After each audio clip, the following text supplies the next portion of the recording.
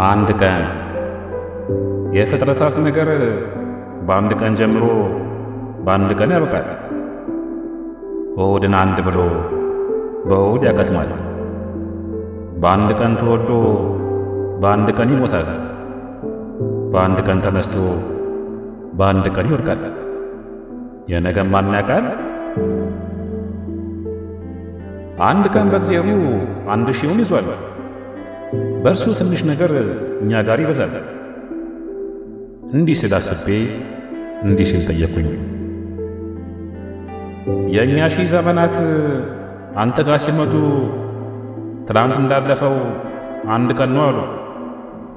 እባክህ ፈጣሪ ከአንተ ቀኖች መሃል ትንሽ ነገር ስጠኝ፣ 1000 ብር ስጠኝ።